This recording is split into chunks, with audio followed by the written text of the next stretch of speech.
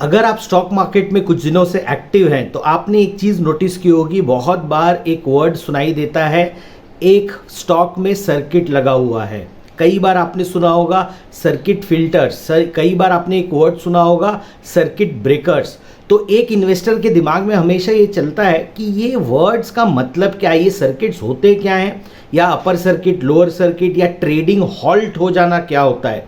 तो आज की वीडियो में पूरे विस्तार से हम जानेंगे कि ये सर्किट ब्रेकर एक्चुअली है क्या, क्यों लगाया जाता है, और इसके सारे नंबर्स क्या हैं, यानी कितनी देर के लिए ट्रेडिंग रुकेगी और कितनी देर बाद आपकी ट्रेडिंग फिर से स्टार्ट होगी। तो चलिए स्टार्ट करते हैं आज का वीडियो और समझने की कोशिश करते हैं सर्किट ब्रेकर्स को।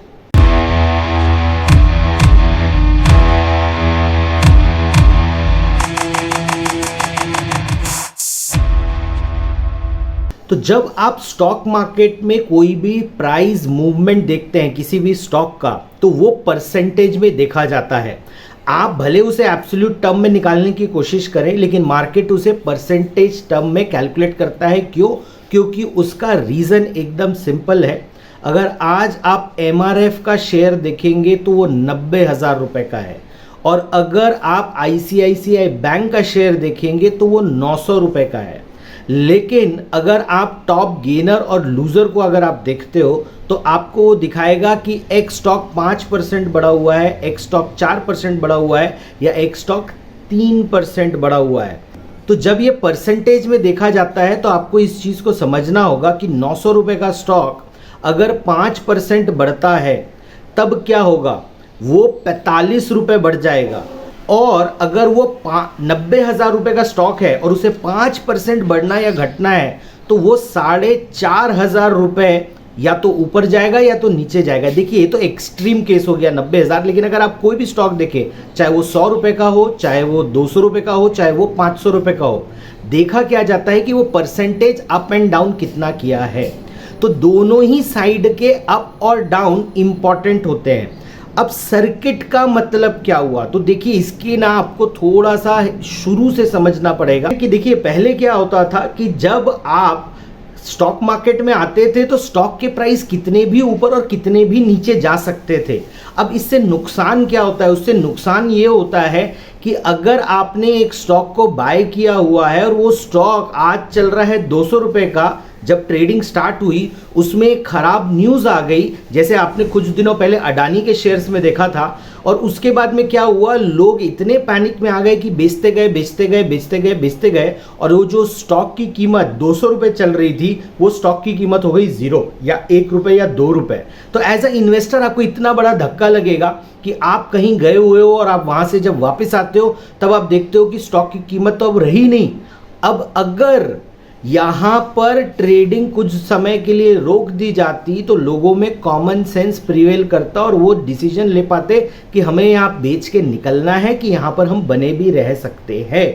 लेकिन बहुत सारे लोगों को ये गलतफहमी है कि सर्किट का उपयोग गिरते हुए मार्केट में होता है। ऐसा बिल्कुल भी नहीं है। सर्किट का उपयोग बढ़ते हुए मार्केट में भी होता है। कैसे होता है कि अगर आपने किसी शेयर को शॉर्ट करके रखा हुआ है, तो देखिए अगर आपने शेयर्स को शॉर्ट करके रखा हुआ है जो कि आप सपोज इंट्राडे में कर रहे थे, तब कई बार आप एक चीज़ देखोगे कि आपने एक इंट्राडे में एक शेयर्स को शॉर्ट किया। शॉर्ट करने का मतलब होता है पहले सेल करना, बाद में बाय करना। और इसका एक पूरा डिटेल वीडियो शॉर्ट सेलिंग होती क्या है उसके ऊपर हमने ऑलरेडी बनाया हुआ है, लिंक आपको मिल जाएगा। इसके बाद में अगर आपने इस शेयर्स को पहले बेचा हुआ है, अब रेट्स अगर बढ़ने स्टार्ट हो जाएंगे तो अगर वो अनलिमिटेड बढ़ते जाएंगे तो आपका नुकसान कितना भी हो सकता है।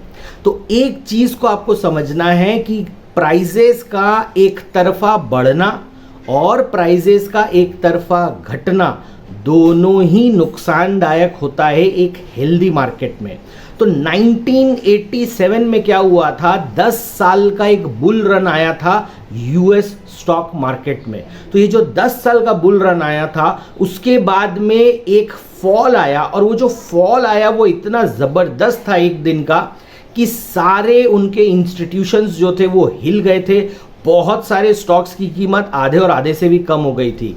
तब यूएस मार्केट ने एक डिसीजन लिया कि क्यों ना हम स्टॉक के बढ़ने और घटने का एक परसेंटेज फिक्स कर दे कि एक दिन या एक समय में कोई भी स्टॉक कितना बढ़ और घट सकता है। अगर उसे बढ़ना ही है तो वो हर दिन बढ़े, सपोज 10% करके एक दिन में बढ़ सकता है। अगर इसकी एक सीमा बांध दी गई तो वो स्टॉक को अगर 50% राइज करना है तो वो एक दिन में राइज नहीं करेगा, वो हर दिन 10% 10% 10% करके ही राइज कर पाएगा।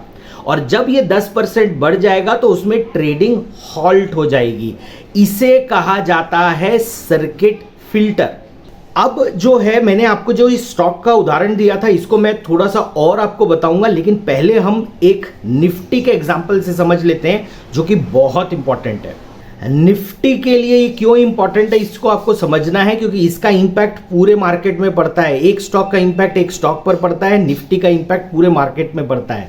वो कैसे पड़ता है? अगर निफ्टी 5% एक दिन में बढ़ या घट जाएगा तो ट्रेडिंग हॉल्ट हो जाएगी, ट्रेडिंग को रोकना पड़ेगा कुछ समय के लिए। निफ्टी अगर 10% बढ़ जाता है स्ट्रेट अवे तो ट्रेडिंग हॉल्ट हो जाएगी, अप और डाउन दोनों ही केसेस में। मैंने जैसे बोला बढ़ जाएगा तो, लेकिन वो घट जाएगा तो भी ट्रेडिंग हॉल्ट हो जाएगी कुछ समय के लिए। उसके बाद में अगला पड़ाव आएगा 15% और उसके बाद में आएगा 20%, जिसके बाद ट्रेडिंग पूरी तरीके से उस दिन के लिए रुक जाएगी। अब आपको मैं दो एग्जांपल देता हूं। 2009 में क्या हुआ था, क्योंकि एक रिसेशन का एनवायरनमेंट था, मार्केट पूरा गिरा हुआ था। जैसे ही यूपीए 2 की गवर्नमेंट इलेक्ट होती है, मार्केट को एक कंटिन्यूटी दिखती है, मार्केट वहां पे अपर सर्किट लगाता है। अपर सर्किट का मतलब क्या हुआ? अपर सर्किट का मतलब हुआ कि प्राइजेस ऊपर की तरफ सर्किट लगे। वर्ड से ही आपको समझ में आ जाएगा, अपर सर्किट का मतलब कि प्राइजेस बढ़ रहे थे। लोअर सर्किट का मतलब क्या हुआ? लोअर सर्किट का मतलब हुआ कि वो प्राइजेस नीचे की तरफ जा रहे थे, तो वो 10% नीचे चले गए, तब रुक गए। तो आपने देखा 2009 में अपर सर्किट लगा था और 2020 में कोरोना के टाइम पे दो सर्किट लगे थे।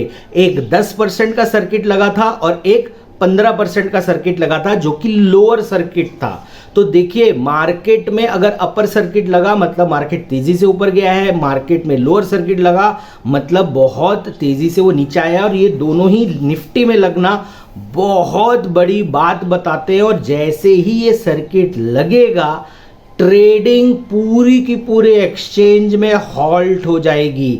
जितने डेरिवेटिव कॉन्ट्रैक्ट है वो ट्रेड होना बंद हो जाएंगे, जितने आपके स्टॉक्स हैं वो ट्रेड होना बंद हो जाएंगे, जितने डेरिवेटिव कॉन्ट्रैक्ट हैं स्टॉक्स के वो भी आपके ट्रेड होना बंद हो जाएंगे। अब मैं जो आपको बताने वाला हूं वो बहुत इंपॉर्टेंट है कि ट्रेडिंग रुकेगी कितनी देर के लिए। अगर मार्केट में 10% का अपर या लोअर सर्किट लगता है 1 बजे के पहले, तो ट्रेडिंग 45 मिनट के लिए रुक जाएगी। ये कूलिंग पीरियड है। अब जब ये ट्रेडिंग रुकेगी तो सपोज अगर निफ्टी 18,000 चल रहा है और ट्रेडिंग जो है वो रुक गई, तो इसके ऊपर ट्रेड नहीं हो पाएगा अगर ये अपर सर्किट है। और अगर 18,000 एक लोअर सर्किट है तो इसके नीचे ट्रेड नहीं हो पाएगी, मतलब 10% के ऊपर नहीं जा पाएगा और 10% के नीचे नहीं जा पाएगा अपर एंड लोअर सर्किट के हिसाब से। लेकिन अगर अपर सर्किट 10% का लगा है तो अगर कोई सेलर आ जाता है और वो 9% के रेट पे बेचने को तैयार है तो वो बायर बाय कर पाएगा। तो एक चीज को आपको समझना है, एक तो टाइमिंग क्या है 10% के लिए। अगर 1 बजे के पहले होता है तो 45 मिनट के लिए ट्रेडिंग रुकेगी। 1 बजे से 2:30 बजे के बीच में ये 10% का सर्किट लगता है तो ट्रेडिंग मात्र 15% के लिए रुकेगी। लेकिन इससे भी बड़ी चीज ये है कि अगर 10% ब्रीच कर गया 2:30 बजे के बाद, 2:30 के बाद, तो ट्रेडिंग नहीं रुकेगी। अब हम आते हैं, अगर 15% निफ्टी अप एंड डाउन कर जाता है तब क्या होगा? अगर निफ्टी 15% अप एंड डाउन कर जाता है 1 बजे के पहले, तो ट्रेडिंग रुक जाएगी 1 घंटा 45 मिनट के लिए। और अगर 1 बजे से 2:30 बजे के बीच में निफ्टी 15% अप एंड डाउन कर जाता है तो ट्रेडिंग रुक जाएगी 45 मिनट के लिए। और अगर 2:30 बजे के बाद मार्केट में सर्किट लगता है अप एंड डाउन, तो ट्रेडिंग पूरी तरीके से उस दिन के लिए रुक जाएगी। उसके बाद कोई ट्रेडिंग नहीं होगी, जो भी ट्रेडिंग होगी वो अगले दिन होगी। इसके बाद हम आते हैं, अगर 20% का सर्किट लग जाए तो क्या होगा। अगर 20% का सर्किट अगर लग जाता है तो ट्रेडिंग पूरी तरीके से रुक जाएगी। वो कितने भी बजे हो सकता है। अगर मान लीजिए ऐसा कोई भूचाल आ गया और आज निफ्टी ओपन होता है 20% नीचे, या 10 बजे, 10:30 बजे, 1 बजे या 11 बजे, कभी भी अगर निफ्टी 20% अप या डाउन हो गया तो ट्रेडिंग बंद, जिसे हम कहते हैं डब्बा बंद। ये ट्रेडिंग अब स्टार्ट होगी नेक्स्ट डे। तो देखिए ये टाइमिंग बहुत इंपॉर्टेंट है। और याद रखिए, ये मैंने आपको क्यों पहले से बताया है, क्योंकि अगर एक बार निफ्टी में सर्किट लगा मतलब पूरा मार्केट बंद, जितना भी टाइम पीरियड मैंने आपको बताया। अब हम आते हैं स्टॉक्स में।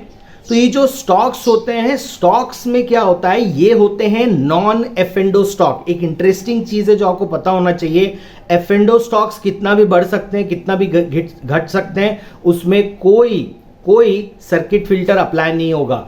यानी कि अगर आप रिलायंस देखोगे तो रिलायंस 50% भी गिर सकता है, और अगर आप देखोगे तो रिलायंस 50% बढ़ भी सकता है। लेकिन अब आपको एक समझ होनी चाहिए, अगर रिलायंस 50% गिरेगा तो निफ्टी ऑटोमेटिकली गिर के सर्किट पे आने की तैयारी में होगा या उसके आसपास होगा।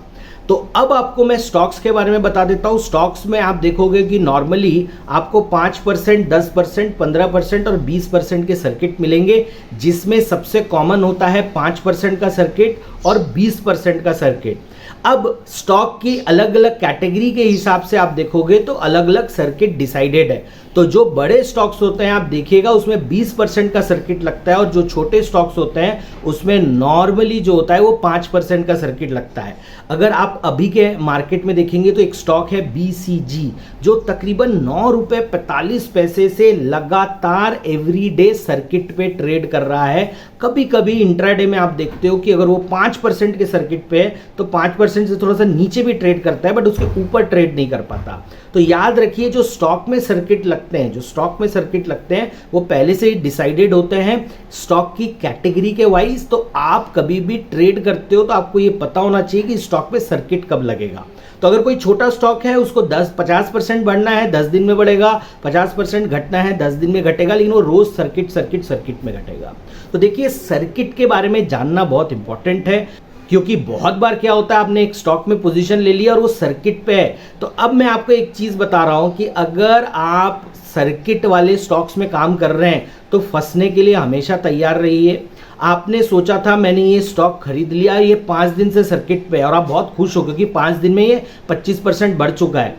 अब आप इसका एग्जिट करने का कब सोचोगे, जब ये पहली बार गिरेगा। तो नॉर्मली स्टॉक की फितरत ये होती है कि जब ये नीचे गिरते हैं तो सर्किट पे ही गिरते हैं। तो पता चला पहले आपने 5 दिन का अपर सर्किट देखा, फिर 5 दिन का लोअर सर्किट देखा और मार्केट वहीं का वहीं आ गया। तो अगर आप लिक्विड स्टॉक्स में ट्रेड करना चाहते हो तो आप स्टॉक का थोड़ा सा लॉन्ग टर्म चार्ट्स निकाल के देखो, डेली चार्ट आप निकाल कर देखो। अगर वहां पर आपको एकदम डैश डैश डैश डैश वाली लाइंस मिल रही है, इसका मतलब ये स्टॉक सर्किट्स पे ऊपर और सर्किट्स पे नीचे जाता है।